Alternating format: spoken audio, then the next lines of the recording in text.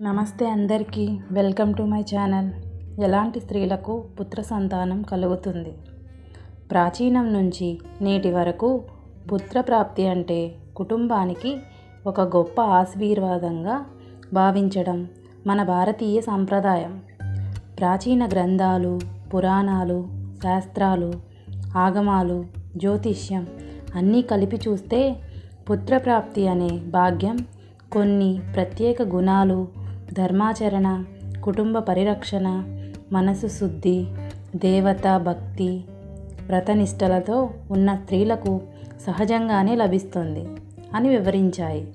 శాస్త్రాలు చెప్తాయి, ఎంతటి గ్రహదోషాలు ఉన్నా, ఎన్ని సమస్యలు ఉన్నా ఒక మహిళ తన హృదయం నడవడి భక్తి, సానుభూతి, శీలం, దయ, సేవాభావం, క్షమాగుణం, గృహ నిర్వహణ, ప్రతిసేవ, దేవతారాధన ఇలా ఎన్నో ధర్మాల్లో స్థిరంగా ఉంటే ఆమెకు పుత్రభాగ్యం తప్పకుండా లభిస్తుంది అని. పుత్రుడు అంటే కేవలం బిడ్డ కాదు, కుటుంబం, వంశం, సంస్కృతి, విలువలు కొనసాగించే గొప్ప వరం. అలాంటి వరం దక్కే మహిళలు ఎవరు? శాస్త్రాలు చెప్పిన రహస్యాలు ఏమిటి?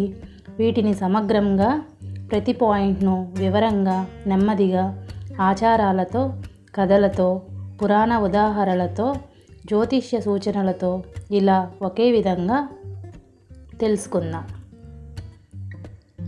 పుత్రప్రాప్తి సిద్ధించే మహిళలు శాంత స్వభావం కలిగిన వారు, కోపం తక్కువగా ఉండేవారు, ప్రతి మాట గౌరవించేవారు, ఇంటిని ప్రేమగా చూసుకునేవారు,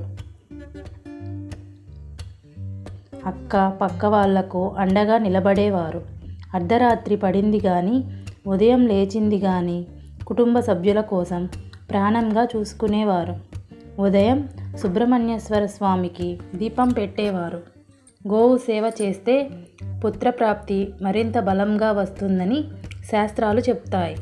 యమునా స్నానం, తులసి ఆరాధన, ఆదివారం సూర్యార్చన కూడా పుత్రభాగ్యానికి బలంగా పనిచేస్తాయి. శాస్త్రాలు చెబుతున్నాయి, తల్లి మనసు ఎంత శుభ్రంగా ఉంటే అంత మంచి సంతానం వస్తుంది. పుత్రభాగ్యం లభించేలా ఉండే మహిళల గుణాలలో ప్రధానంగా స్త్రీ లక్ష్మీతత్వం, శుద్ధత, ధర్మం, దానం, దయ, పూజ, పవిత్రత, వ్రతనిష్ట చాలా ముఖ్యమని, భర్తపై చెడు మాటలు మాట్లాడని వారు, అర్థం చేసుకునేవారు, కుటుంబాన్ని కాపాడేవారు, అల్లుళ్ళు అత్తమామలతో శాంతంగా ఉండే మహిళలకు శాస్త్రాలు పుత్రప్రాప్తి వరం ప్రసాదిస్తాయి అని చెప్పారు. పుత్రప్రాప్తి గురించి పురాణాల్లో అనేక ఉదాహరణలు ఉన్నాయి. లవకుశులను పొందిన సీతమ్మవారు శివుడి ఆరాధనతో గణేశుడిని ప్రసవించిన పార్వతీమాత సూర్యదేవునికి పూజ చేసి శనైదేవుని పొందిన ఛాయాదేవి వ్రతనిష్టతో అగస్త్య మహర్షి భార్య లోపాముద్ర ఇవి అన్ని పుత్రభాగ్యం, ధర్మాచరణతో ఎలా సిద్ధించిందో చూపించే ఉదాహరణలు.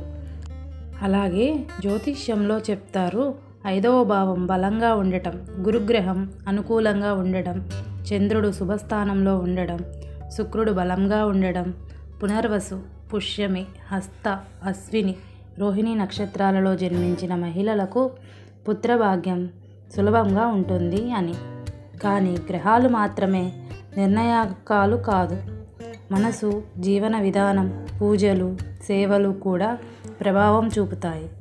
ఇంట్లో పశువు ఉంటే తులసి మాడ మీద రోజు నీళ్లు పోస్తే, శుక్రవారం లక్ష్మీదేవిని పూజిస్తే, శనివారం తైలాభిషేకం చేస్తే, ఆదివారం సూర్యార్చన చేస్తే, సోమవారం శివార్చన చేస్తే, మంగళవారం గౌరీదేవిని పూజిస్తే ఈ సర్వాలు పుత్రభాగ్యాన్ని బలపరుస్తాయని అగమశాస్త్రాలు చెబుతున్నాయి. ముఖ్యంగా సుబ్రహ్మణ్యేశ్వర స్వామిని, శేషాచల వెంకటేశ్వర స్వామిని, దత్తాత్రేయ స్వామిని ప్రదోష పూజలు ఇవి పుత్రవరం ప్రసాదించే ముఖ్యమైన దేవతా పూజలు. ధర్మంలో చెప్తారు, తల్లి గర్భం పవిత్రమైన మందిరం. ఆ గర్భం పవిత్రం అవ్వాలంటే తల్లి మనసే పవిత్రంగా ఉండాలి. కాబట్టి పుత్రభాగ్యం లభించేది ఎవరికి అంటే ముందు నిజమైన ప్రేమ, శుద్ధ మనస్సు, భర్తతో ఏకత్వం, కుటుంబానికి శ్రద్ధ, ధర్మానికి తల వంచే స్వభావం ఉన్న స్త్రీలకు అవుతుంది అని శాస్త్రాలు స్పష్టంగా చెబుతున్నాయి. వ్రతాలు చేపడితే పుత్రభాగ్యం పెరుగుతుంది. వ్రతాలలో ప్రత్యేకంగా సుబ్రహ్మణ్య షష్ఠి, శ్రావణ సోమవారం, కుంభరాశి ప్రవేశ స్నానం, తులసి వివాహం, పుత్రదా ఏకాదశి, శివరాత్రి, వసంత పంచమి ఇవి అన్నీ పుత్రప్రాప్తికి ఉపయోగకరమైనవి అని పురాణాలు చెబుతున్నాయి. అలా చూస్తే పుత్రుడు పుట్టడం కేవలం శరీర సంబంధం కాదు, దేవతా కృప, గ్రహాల అనుకూలం, తల్లి గుణాలు, కుటుంబ సేవ, ప్రేమ, భక్తి ఇవన్నిటి ఫలితం. మరింత లోతుగా చూస్తే పుత్రభాగ్యం పొందేవారు ఇతరుల పిల్లల్ని కూడా ప్రేమగా చూసుకునేవారు. అనాథలకు అన్నం పెడితే పుత్రదోషాలు తొలగుతాయని శాస్త్రాలు అంటున్నాయి. పేద పిల్లల చదువుకి సహాయం చేస్తే గురుత్వం పెరుగుతుంది. గురువారం ఉపవాసం చేస్తే పుత్రప్రాప్తి అధికమవుతుంది. ఒక ఇంట్లో కలహాలు తక్కువగా ఉంటే అల్లుళ్ళు, అత్తమామలు భర్తతో ఆడంబరం లేకుండా శాంతంగా ఉండే అమ్మాయికి పుత్రభాగ్యం దక్కుతుంది అంటారు. కాబట్టి పుత్రప్రాప్తి అనేది దేవుడు ఇచ్చే వరం. ఆ వరం దక్కేది కుటుంబాన్ని కాపాడేవారికి, ప్రేమను పంచేవారికి, ధర్మాన్ని నిలబెట్టేవారికి, భక్తిని జీవితంగా చేసుకున్న వారికి. మీకు ఈ వీడియో కనుక నచ్చితే ప్లీజ్ లైక్ చేసి, షేర్ చేసి, సబ్స్క్రైబ్ చేసుకోవటం మర్చిపోకండి. Thank you.